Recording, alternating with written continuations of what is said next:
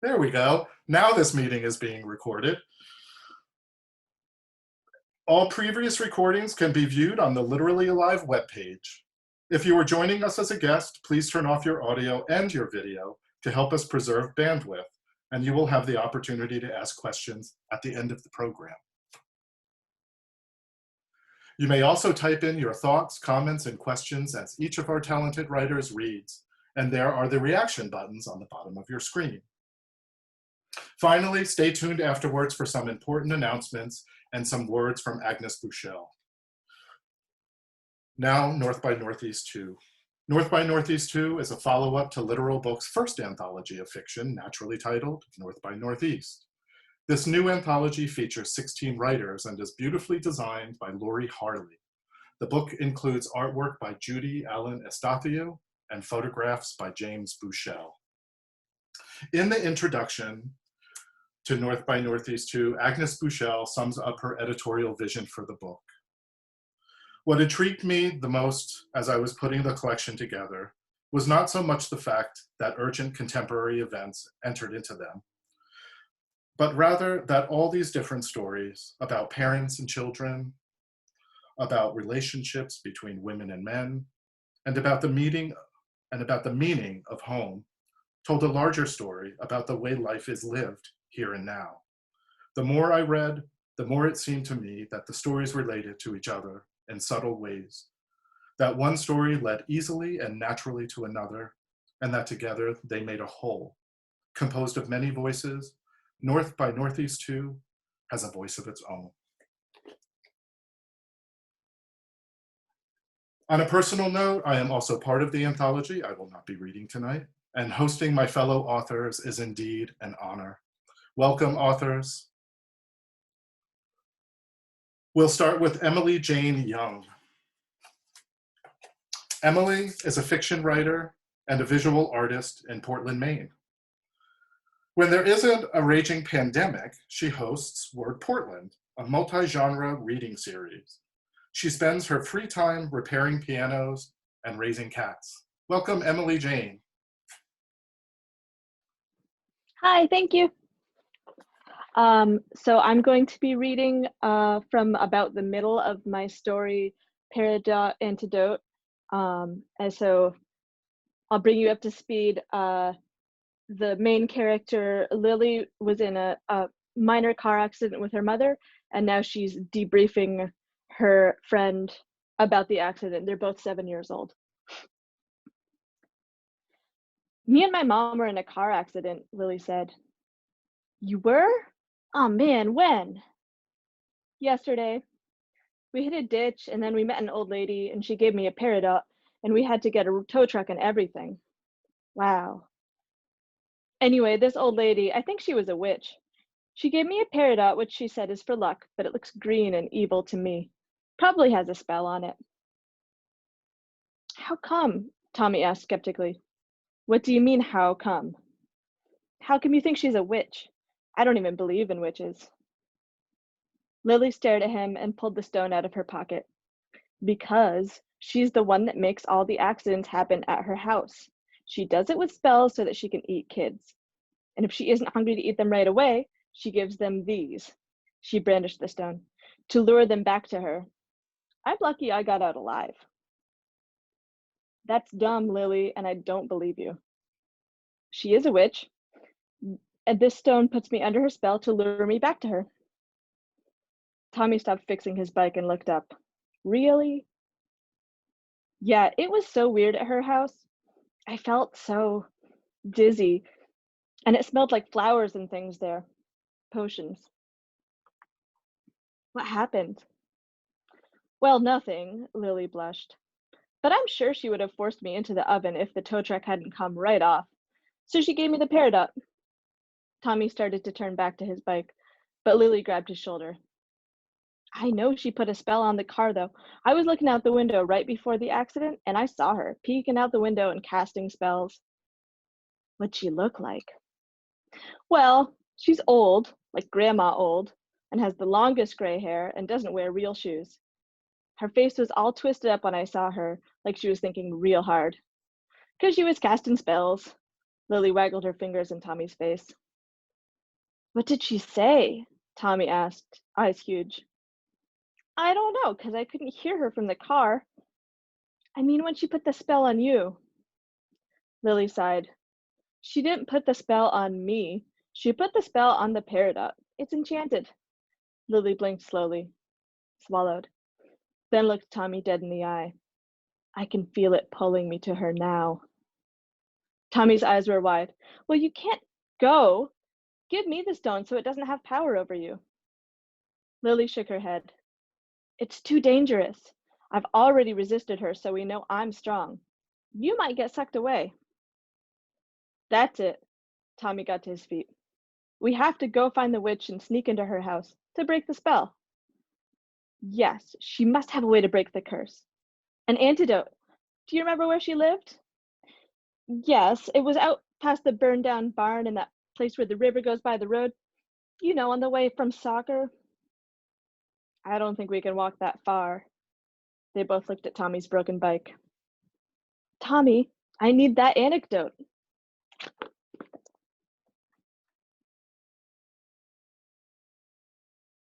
Oh. Oh, I had to give myself a minute to stop laughing. Thank you so much. Brett Willis, next, is the fiction editor of the Maine Review and a former resident of Hune Oaks Artist Colony. His writing has appeared in Intrinsic Mag and the Maine Review. He lives with his wife, daughter, and now another daughter, and large dog in Portland, Maine. Welcome, Brett. Thank you. Thank you very much. I'll just have to comment quickly on, I compliment all of my fellow writers on their backgrounds, but I think that my 2.5-year-old daughter's artwork is holding its own. So I hope that's the case. So I'm reading from my story in the, it's called Briar Lake. I'm just going to start from the start and just see how far we get. Briar Lake looked less like an amusement park than a field where various rides had been sent to convalesce. Brandon spotted Metal Gumption, the park's signature roller coaster, toward the back. In the years that had passed since he had last visited, the ride seemed to have transformed from a towering structure into a squat cobweb of steel. He had 7 minutes until his interview. Earlier that morning, at the beige Formica table in his father's cluttered kitchen, Brandon revealed the news. When his father lifted his large forearms to punch the air, the table tipped back towards Brandon, spilling his OJ. So who are these people who will be lucky to have you? It's at some insurance place in Portland, Brandon lied. Marketing liaison. He didn't even know if that was a position. The title of the Craigslist job posting had been Assistant Manager of Briar Lake. Total authority, dynamic park, employee benefits, right in downtown Rutherford. Simply driving by Rutherford on the highway revealed its lack of a downtown. Its main street contained a single restaurant, a diner whose specialty was the pork butte, and half of a Payless shoe store. The other half officially crossed the line into Tipton. Brandon had applied nonetheless. Sounds like the first rung of a nice career ladder, his father said, knocking a knuckle twice on the table. Brandon's father had the sort of muscle that looked like fat until you tried to move it. Shirtless, his stomach stuck out like a turtle's back. In his youth, he'd almost been drafted by the Vikings. Despite his athletic past, he hadn't forced sports onto Brandon. After a string of Pee-wee games during which Brandon intentionally crumpled whenever a player got near him, whether he had the ball or not, his father had let Brandon quit. Brandon offered his dad another Eggo waffle. His father waved it off. I mean, we'll see, said Brandon. Hey, did that IT security place get back to you? The one in Kittery? Well, let's worry about your job hunt, said his father, raising a kielbasa-sized pointer finger. Now let's see some confidence here, Brando. It's like dogs and earthquakes. People feel it when you don't have confidence. Before Brandon could get out the door for his interview, his father locked him into a prolonged, too-tight hug.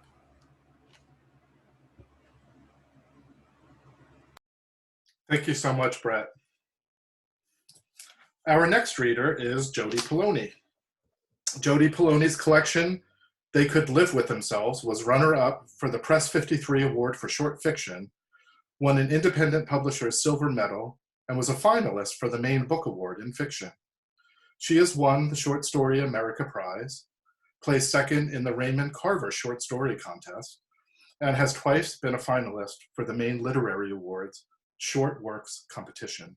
She is the founder of Maine Coast Writers Retreats in Pemaquid. What an honor, Jodi. Welcome. Thank you. And thank you, Robert and Agnes, for putting this together and for everybody who came tonight. I'll just read the opening story, opening page to my short story and end to it. It's late, a heavy fog, and I'm too tired an old woman to be out driving on this kind of night, trying to dodge the horny little frogs hopping across the road. At this rate, a quick 15-minute trip down the peninsula will take a year.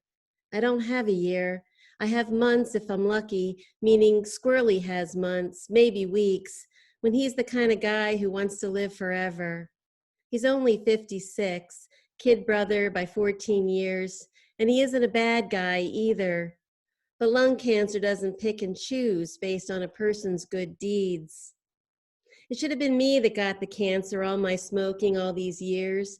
I'd have taken it for him if I could. My luck, I'll live on, become one of those cricked women with a toothless grin, a centenarian. One day they'll take a picture of me in a home, sitting in front of a pineapple upside down cake. They'll splash it on the front page of the paper.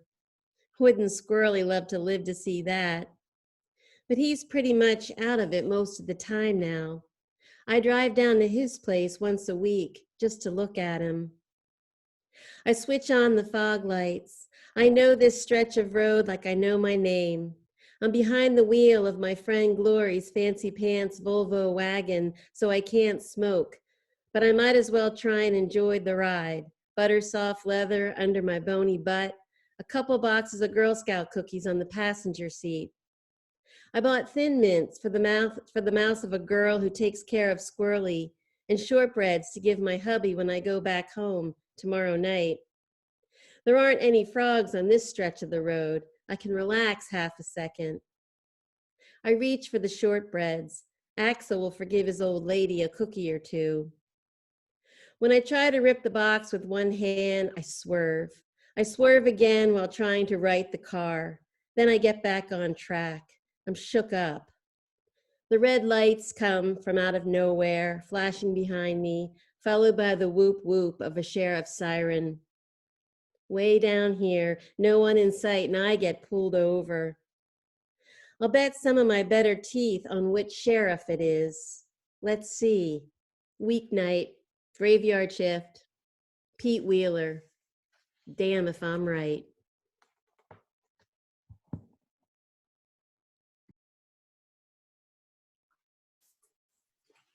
Thank you, Jodi.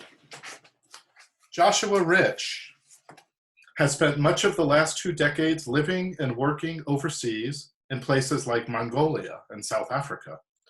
He claims to have taken one wrong flight, lost his passport, and is now happily stuck in coastal Maine with his wife, 3 children, and a cat called Mouse. Welcome, Josh. Thanks, Robert. I'm going to read. Can you hear me? Okay. I'm going to read from my story, A Good Home Invasion. I'm going to skip into the story a little bit to where Frank, our main character, meets the homeowner for the first time. Bernice's house is in sore need of maintenance.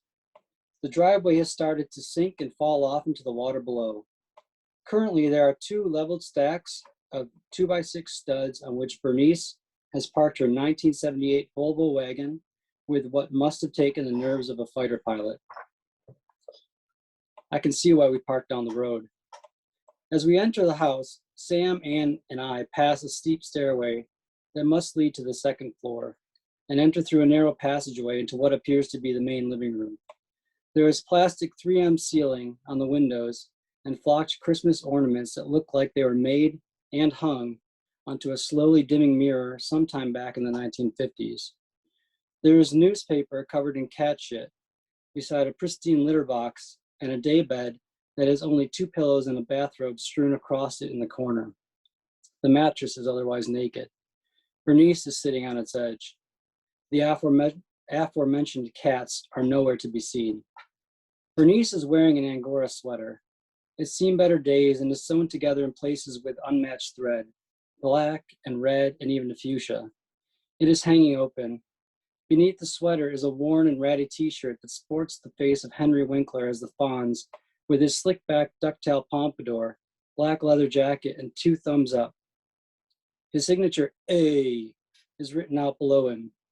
She isn't wearing a bra, and you can easily make out the sagging bulge of her breast at either side of Fonzie's face.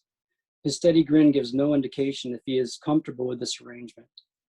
She is also wearing drab gray sweatpants, tucked beneath an afghan that has holes the size of grapefruits where the knitting has come apart. Bernice does not get up to welcome us. Instead, she gestures toward 2 chairs and a stool. One chair is of the plastic lawn variety that looks suitable enough. I motion for Anne to sit there. The stool is positioned beside this chair, so I motion for Sam to sit there. The 3rd chair is so completely coated in cat hair, it looks like it has a custom slipcover. I sit here and try not to imagine how long it will take to defur my clothes later. We make the usual pleasantries and introductions. Then Bernice sighs jubilantly and says, "You're here to get me a second mortgage." Before I can respond, she throws her checkbook at me. I open it and make a cursory pass over 3 months' worth of information that she has recorded on the balance sheet. It's all expenses. There isn't a single entry for income. I set the checkbook on top of a stack of moldering books and puzzles. "No," I tell her, "I'm here to see if we can't save you money in other ways." Her voice becomes ragged and runs out across her lips like a rusty blade in a disposable shaving razor.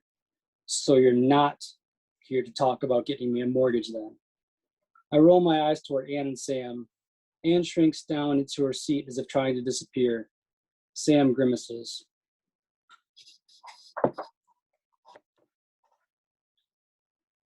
Okay. Thank you, Josh. Wonderful.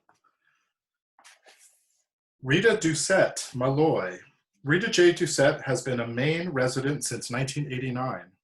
Her stories have appeared in a number of literary magazines, including Kenyon Review, Story Quarterly, Michigan Quarterly Review, Ascent, Fiction, University of Windsor Review, Mid-American Review, Arizona Quarterly, and others. As Rita Malloy, she is a successful grant and technical writer, bringing millions of dollars into Maine annually, primarily in the areas of healthcare, transformation, and education. Thank you, Rita. Welcome. Thank you, Bob. My story is the last story in the collection, and I think it's kind of a coda to the year. It's about the plague that of suicides that happen often in rural Maine as a result of cabin fever. Doesn't sound like a funny theme, but the way people manage it is, it is kind of interesting. So this is from the middle of the story. I mentioned Morgana Le Fay because just before he disappeared during a winter camping trip on Mount Washington, our neighbor, Drake Heath, said he'd seen a fairy scratching for food at the snow in his dooryard.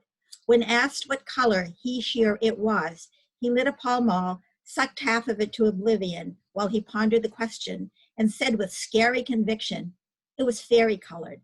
Tim and Rupert were there in the fire station after the Miller trailer fire, rolling hose with Drake when the statement was made and the question was asked and answered. They reported it all to me and Dixie later that week. Hard to believe, isn't it, that it took them a week to tell us, but that's the way it is up here between men and women. Nothing is more mysterious than the other sex, not even fairies. In retrospect, it was obvious that Drake was a plague victim, which is pretty much the only way to recognize one up here, in retrospect. This has everything to do with human nature and nothing to do with biology, because, as Dixie often points out to me, the plague up here is not constrained by cellular imperatives.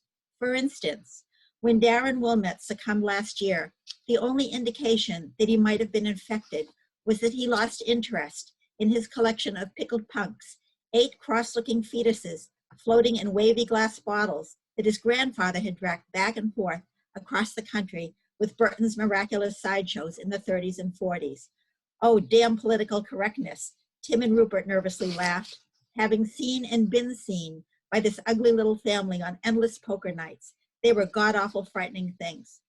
Dixie and I didn't find them as affecting as the men did, probably because to Dixie, they look like lab specimens. And to me, they look like very ordinary rural horrors, not as mind-altering as seeing someone, you know, peeled off the ground after being run over by a skidder, 1.5 feet taller and 2 feet wider than they were before, you know, pre-skidder.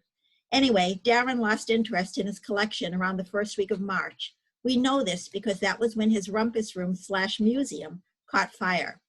When the volunteer fire department arrived to watch and comment on the uncontrollable conflagration, Jesse Brainerd could do nothing but put his arm on Darren's shoulder and say he was sorry about the loss of the punks, to which Darren said he couldn't care less and walked away. Now, if Jesse Brainerd was a psychologist like Dixie, he might have thought this was pretty strange behavior, but he wasn't, and he didn't. It wasn't until a month later, after Darren was found with a perfectly round tunnel drilled through the center of his breastbone and a gun in his hand, that Jesse Brainerd mentioned the incident to Rupert, who mentioned it to Tim, who mentioned it to me, who mentioned it to Dixie, who said, "We're late again." Thank you, Robert. Thank you, Rita. And thank you all the readers. And boy, where to begin? I have so many questions that can drill down to each of your stories. I enjoyed every single one of them, lots of fun. There was an element, or there is an element, or notes of humor that runs through all of your stories, from tragedy to that wry New England humor that I've come to understand a little bit more than before, to just outright ribald hilarity when father and son beat each other up, for lack of a better. I won't give you the details, but it's just that whole scene. I mean, there's a scene in every single one of these where I was just like, oh my God, that's hilarious. I would like to open the comment, or a comment for each of you to talk about humor in your story, whether it was intentional, accidental, you found yourself doing it. And let's start with Rita. We'll go backwards. Okay, I'm here. My stories are actually rather, I don't want to say dour, but they're very serious. But because we lived for a number of years in very rural Maine, and we lived near a lot of people who lived off the grid, and we just found the way they tackled hardship really funny. On the other hand, there were some things that we found funny that they did not. For instance, we lived on a very steep hill, and every year there was a question about the road commissioner putting enough salt and sand on the hill. So one year we thought, wouldn't it be really funny if we called him up after a storm and said, hey, you know, Bob, you put too much sand on the hill. Well, they didn't find that funny. So humor is a really kind of delicate thing to work with. And in my story, what I tried to do was really use incidents that happened to us. For instance, the kids who accidentally set a house on fire, and they survived by going into the cellar and pulling the slate trapdoor over them. And when they were rescued by the fire department, the excuse they made was that a UFO had landed and accidentally set the house on fire. They had not broken into the house. A UFO had set the house on fire. And the fire department thought this was hilarious because, as they said, everybody knows that UFOs run on cold fusion, not hot. So, I mean, humor is just a wonderful thing to work with. I loved that story, actually, and I wondered how much of what you brought into your story was actually based on like real events. Joshua. Yeah, humor for me is kind of a funny thing because I feel that a number of people who have read my stories or even heard of them, they find them funny, and I don't know that I'm intentionally trying to do that. I kind of, I guess, in my head style myself as in those classic duels as the straight guy, you know, but I guess that having been a counselor myself for a number of years in a lot of very difficult places, very similar to other first responders or policemen, I think there's a bit of gallows humor that's worked itself into just the way that I work my way through any given piece. So I don't know that I intentionally wrote aspects of this story to be funny, but looking at it after the fact, I can see how it would be humorous or darkly humorous. And I think sometimes it's very much just a survival mechanism for dealing with very, very difficult situations, like a woman who's about to lose her house and doesn't know what else to do. So yeah, unintentional, but there nevertheless. So perhaps I'm both sides of the duo and there's a split personality thing going on here. I don't know. Terrific. When we circle back, I hope to ask you about how maybe your expat status has provided you with sort of a bird's eye view of our culture. But let's bring that to the back. Let's see. We've got Jodi Paloni. Jodi. Yeah, similarly to what Josh was saying, a lot of times my writing group will read a story, or I'll be at a reading and people will laugh, or my writing group will make notes. And I was like, wow, I wasn't really trying to be funny there. So I was thinking a lot about that. And I think Vera, in this story, you know, she and her husband Axel showed up in a previous story that was in the previous anthology, Rest Stop. And then I was curious about them, but they were just kind of oddball people. You know, they looked funny. They were like, you know, she was tall and he was short. They just kind of came across that way from the very beginning. But I think it's, you know, I think it's kind of just the way they are, the way they think, the way they talk. They're just kind of odd. And so then, you know, or sometimes they say things that are embarrassing and then, you know, we laugh. But there is a scene in the story where Axel is visiting with Vera, and it's a sad story. Sad things happen, but later on in the story, they're kind of, you know, circling around the table, sort of telling stories about Squirrely, and he tells a story that he just thinks is hilarious, and you know, and the other people there think it's funny too, and they're just cracking up. And it's, you know, Vera doesn't really think it's that funny, but there's this moment of tenderness where humor kind of bonds people together. And it's a very sweet moment. And I just kind of was writing into it, and it just happened. But, you know, Axel's just cracking himself up, and it's not necessarily that funny. So it was kind of like this view of looking at humor too, and using it to, you know, just relieve some of the tension of a grief-ridden, dire kind of situation. So I think that's all I have to say about that. Thank you. Thank you. Tons of questions about your story too. Hopefully they will come up. Now we've got Brett. Yes. I'm going to say, unlike Jodi and Joshua, I'm definitely trying to be funny.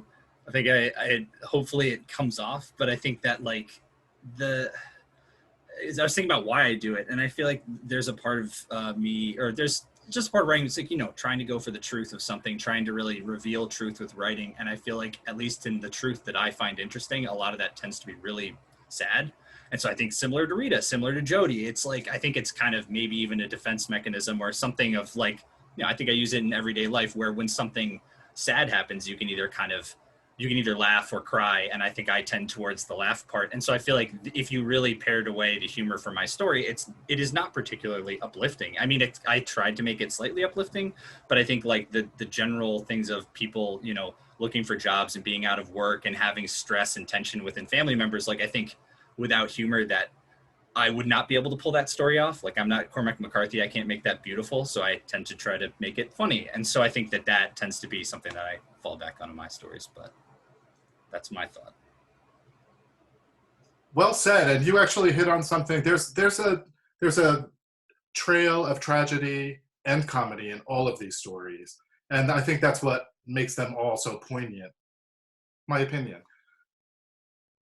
All right, Emily, Jane Young, talk to us. That You childhood. know, I thought I had an answer, and now after listening to everyone else, I'm still not entirely sure, but I feel like a little bit of both. The different answers trying to be funny, not necessarily trying to be funny. I love to write sort of unique or absurd situations, and I love to write from a child's perspective. And I think a lot of my characters. This isn't I think most well-written humor has this as one of its qualities, but my characters very rarely are trying to be funny. They don't know that they're in a joke, and I think that's what helps really carry it through. This particular story is actually one of the first short stories I ever wrote. It's 14 years old, and I revised it this year for the anthology. No one's hasn't really had a life before now, but I did write it in college, and I was trying to be funny when I wrote it, but I sort of got in the space of my characters the first time I read it aloud to my classmates, and I remember being so in those two voices of those two kids, and my classmates were sort of like giggling behind their hand, and I was just crestfallen because I thought they were not paying attention to me and sort of talking amongst themselves until I realized towards the end of the story, I was like, oh no, wait, I'm reading humor. So I think it's important to get into the heads of characters that don't even realize they're in a joke, I guess. All right, wonderful. Just the way, as I was reading your story, and you used the word absurd, and I'm glad you used that word because that's sort of with Brett's story. There's like an element of absurdity, like total absurdity, and your story, it's like I'm reading this and I'm like, what is going on here? I mean, where are these kids? And then it's like, of course, they're 7 years old. They're kids, and they're making up this stuff. And if you haven't read the story yet, you really need to read it and just remember that you're in the mind of a child. And it really helped me abandon my expectations for the narrative. At some point I was like, oh yeah, they're 7 years old. This could go anywhere. And it was really interesting that way. Now I'm going to open it. I have questions for each one of you. I don't want to monopolize this, so I'm going to open it up to each one of you. Does somebody have a question for their fellow author or a comment you'd like to make? Rita, please. Yes. I have a question for Brett. I noticed in your story, Brett, that that the amusement park, which is kind of the setting for your story, is actually a character. It's kind of a little bit of tacky, kind of funny, kind of weird. And did you purposely set it in that sort of a place? Because it made the story even funnier. Thank you. To be honest, the first versions of that story, it was literally the amusement park. Like, I don't think anything else happened, but it was just me describing rides. And so it wasn't a very good story.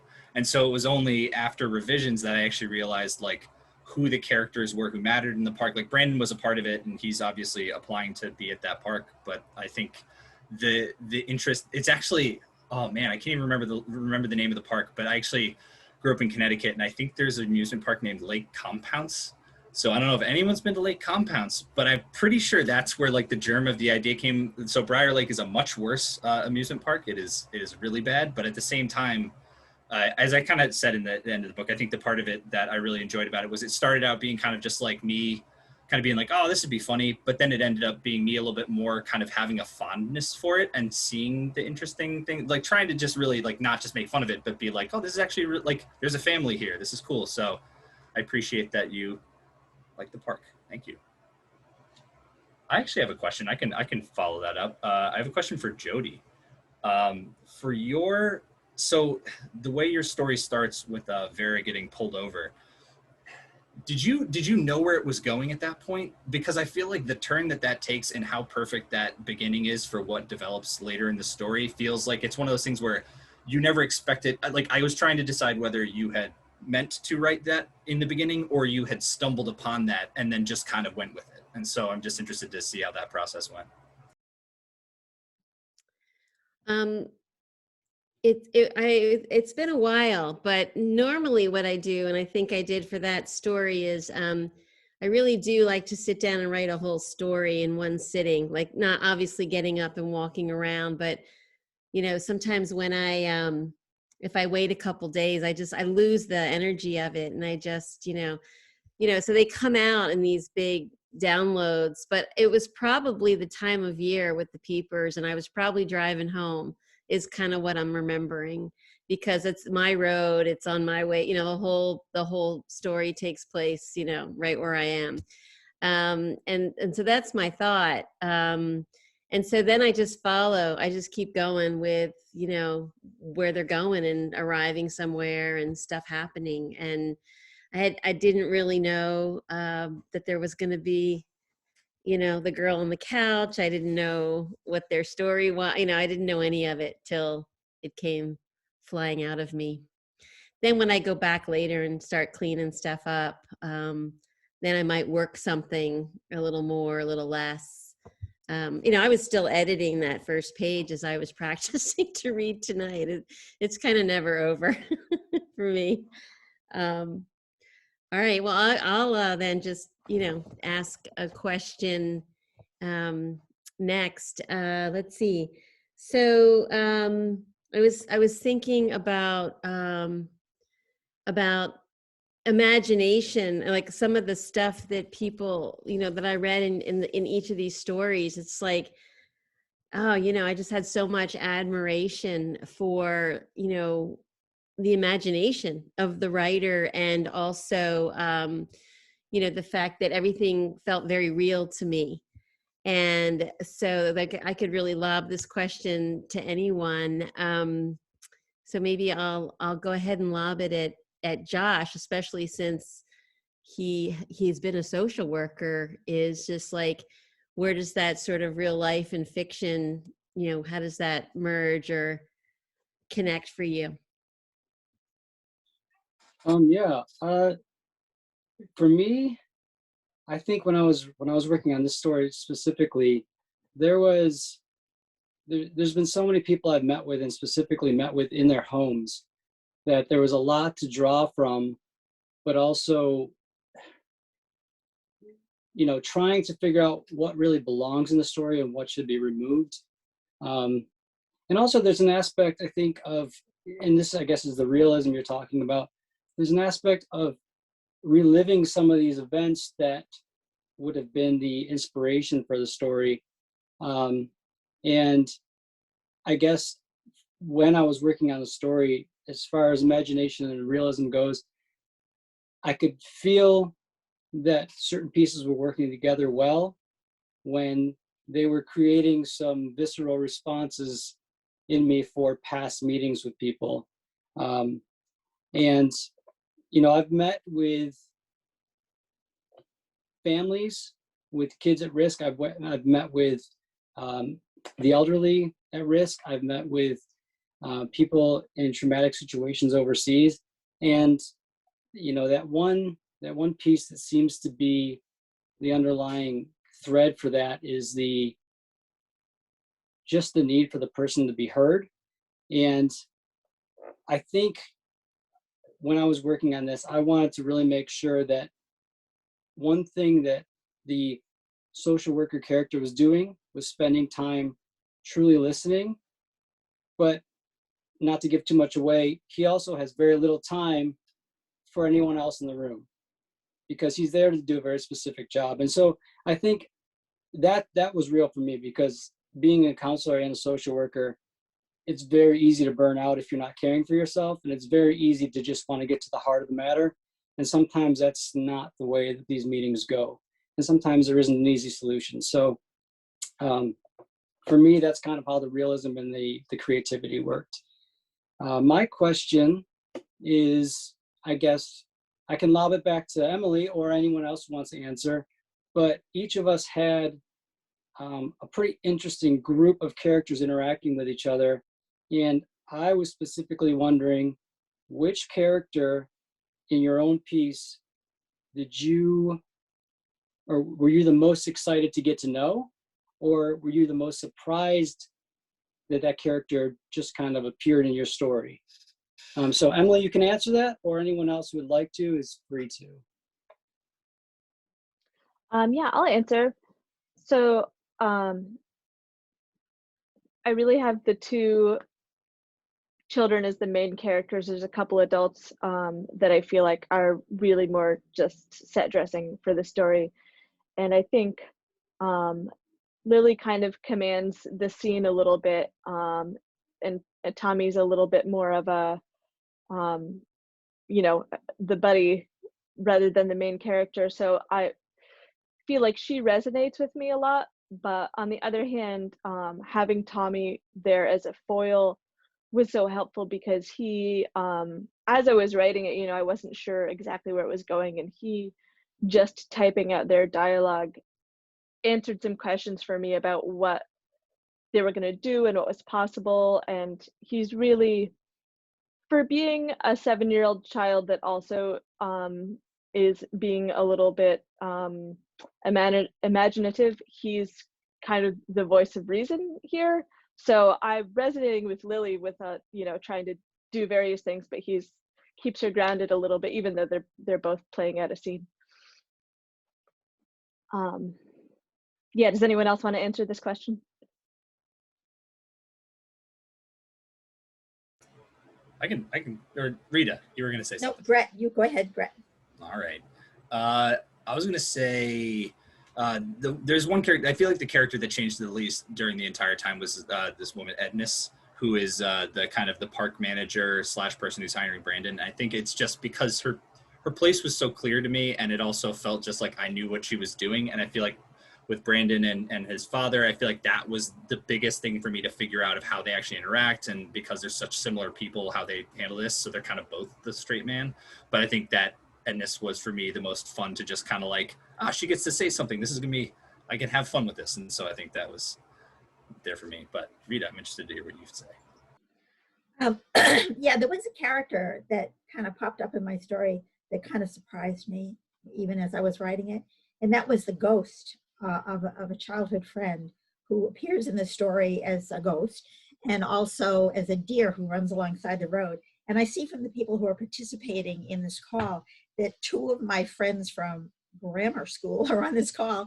And I think that character, they recognize that character in the story. So I was kind of surprised that she popped up, and she was very meaningful in the story, just as she was in life. So. Rita, can you explain a little bit more? Like that actually was really instrumental for me. That was a really poignant moment. Can you explain a little bit more about how she functions? Yes. The narrator and her friend, Dixie, they're trying to get through the winter because Dixie's husband is dying. They're trying to get through the winter without Dixie committing suicide over the winter. And the narrator talking about all these kind of, I hate to say comical deaths that are happening. The narrator tries to tell her that she herself, the narrator, had a friend when she was young who she now is living her life for, and that Dixie should persevere over the winter, and because now she has to live her husband's life after he passes. She has to live life for her husband. She has to be the skin and bones and thoughts and emotions after he passes, and they have to make it until April, because in April, that's when everybody burns their fields and cabin fever kind of morphs into spring and summer, and life gets better. So that's what they're all working towards in this summer. They're all in this story. They're all working towards trying to make it to that moment when they burn their fields. And my husband and I, when we lived up there, we burned our fields every April, and it was very symbolic. And so that ghost is very symbolic in my story. It was a beautiful way to end the entire anthology, actually, with the idea of burning the field and the idea of the sort of the plague lifting and all of the symbolism that went with that. It was just a wonderful ending. We have some time for public comments or questions. Does anyone have a question from the public, or is there another burning question amongst the authors that you'd like to ask your fellow author? I could rapid fire questions at you if you want. Jodi, okay. You know I hate dead space, so you know I'm not going to leave much time for people to answer. Jodi, do you know these people? Whew. I mean, do you know them? Not, they don't have to be real people, but do you know them? I mean, have you met them? Have you? Yeah, I do. I mean, so Rest Stop, which is in the first anthology, pitching the first anthology. Um, Axel and Vera come upon the scene, and then it's like, okay, well, what about something that happened in that story that we don't really know the answer to? Like, what is that? And I have to kind of follow her around a bit and read into that. Just to go back to the question about character, Marina shows up in this story, and she's the young woman who's taking care of Squirrely in his his last days. And she becomes pretty figural in the story. And so then I had to follow her, and she now has her own story. And so it goes. That's kind of how I tend to write and end up with sort of a linked body of work, and characters will come back in and out of people's stories. And so I kind of get to know them, not just in the story, but and they are short stories, but maybe more like a novel where characters come and go, and you get to know them as the longer body of work progresses. And so I'm living with these people, and I'm living with their consequences right now, pretty regularly as I'm working. And there's about 9 stories so far that all start at the rest stops. So hanging out. Yep. Great answer. Thank you so much. Emily, any takers, any questions? I'm going to keep going. Emily. Yeah. I've got to ask this question. Great. Did that happen to you when you were a kid? No. I mean, No, how you came up with that is like, oh my God, this is hilarious. Yeah, no, it's not one of those based on fact stories. It's That's based terrific. on not fact. I have a question for Joshua. Your story sort of has a bit of a message, or the character comes to a realization that I feel like the story like has a point. Not that other stories don't, but you know what I'm saying. My question is just about your writing process. Did you feel compelled to write this scene or these, scenes, and then come to that conclusion in writing them, or did you know what conclusion you wanted to come to and write something from there? Does that make sense? Well, honestly, no, I didn't have a point that I wanted to make and then come to it. I think the point kind of brought itself out as I was working on the piece. And I think I even lacked a little clarity on the point when I was originally done with the piece, and I, shuffled some things around.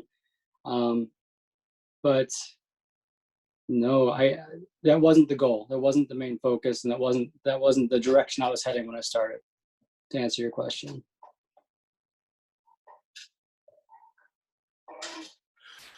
Josh, I've got a question I'm going to fire at you about, you were in Mongolia and South Africa. Did you spend time you don't have to answer anything specific if you don't want to, but you spent time overseas. Was it as an expat, or were you traveling? And how has that sort of informed your view of our culture and how you write about it? And I'm going to preface this by saying this is the only thing by you that I've read. But you do have that sort of somebody looking through a window into a world. Okay. Yeah. Yeah, it's all my wife's fault. She grew up overseas, and shortly after we got married, we moved to Mongolia as English teachers, came back, and then after we had our 3 kids, we moved to Southern Africa. And when we were there, I was doing trauma counseling with expats, NGO workers, etc., people that were kind of on the field doing the hard work. I never really considered myself a third culture person until we came back to the States, I think, after that second, well, maybe a little bit after the first 2, but there's definitely an aspect of, I don't fit here anymore. Things are a little bit different. Things are a little off. But I guess the way that it informs the story is there's very clear indicators of what's different between there and here, but also what's the same. And to be honest, if you are in a rural Mongolian village, or you're in an African village, or you're in a very rural Mainer's home who has no running water and the outhouse, the desire to fix things on your own and to do by yourself is very, very similar.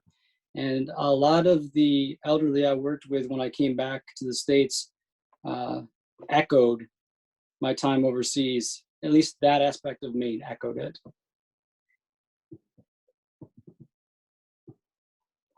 Great answer. Any questions?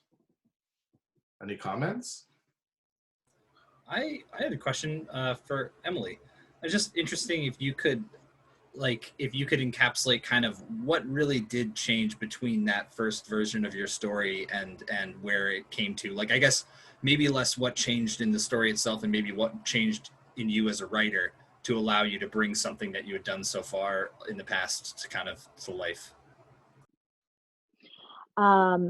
That's a good question, and let me think about it. One of the main things I think as a writer that changed I tightened it up a lot, and I had a lot of the old writer's cliche, kill your darlings. I think I had a lot of cutesy little things in there, a little bit more stream of consciousness that was just pretty unnecessary. And I found a way to make it a little bit more straightforward. And I think just a little bit more clear imagery at different times. The scenes came a little clearer. But the sort of general structure of it stayed the same, with soccer practice, car crash, and then the little journey with the children there. Yeah, so mostly I would say tightening it up and making the language more clear.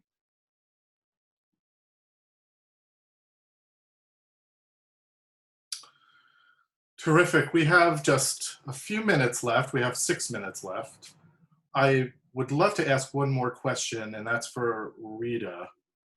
This idea, as I was reading, I kept thinking like I was listening to this sort of like symphony. There were various lines, all these different character stories overlapping one another. And then the way you use time, present, going into the back and so forth. And there was this constant note of the plague, sort of like buzzing above everything as the symphony was going on. And then everything sort of resolves at the end. What do you think about that silly metaphor of mine? Did you construct it in such a way that you cut and pasted stories together, or did it sort of happen as you were writing?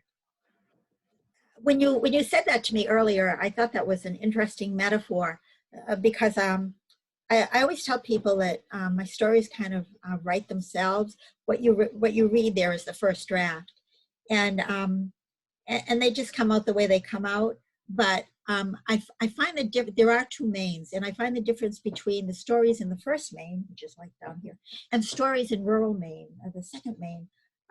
The difference is that stories here, where we now live, they're stories. They're stories.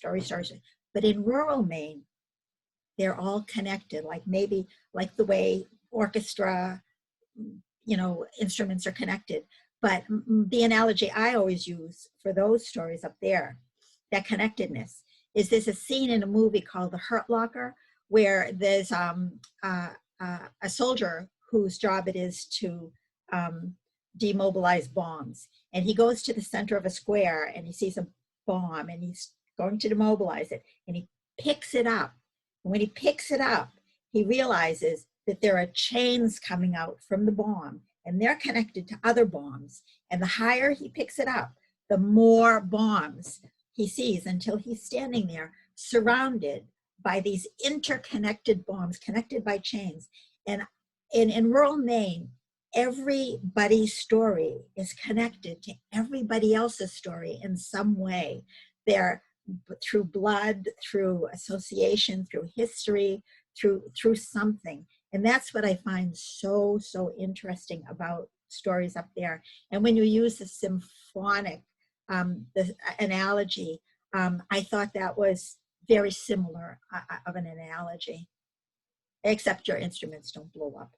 That's about it. Thank you, Rita, and thank you everybody for reading tonight. It's hard to believe that we've been talking and reading for an hour. I've got a few post-reading notes. Join poets Megan Sterling and Catherine Hagopian Berry for a conversation about the craft of writing poetry, and of course some poetry reading, and that will be June 16th. It will be on the Littorally Alive website, webpage, sorry, on the Littoral Books website. And we will be announcing some exciting future events as well, including readings where the public will have the opportunity to submit their own writing and possibly read it online.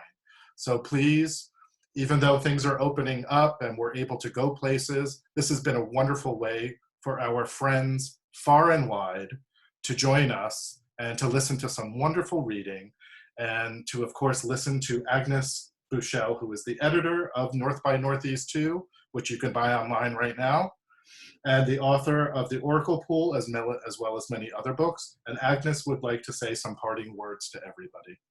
Welcome, Agnes. Hi there. Yeah, I would like to say thank you, actually, is what I'd like to say. I'd like to say thank you to Robert, who created Littorally Alive a year ago and has kept it alive for a year. Thank you so much. And I would like to thank all the writers who are here tonight and all the writers that are in North by Northeast 2. It's been just a delight working with you and meeting you. And I hope that we can do more books and certainly get together and do more readings. I'm very excited about that.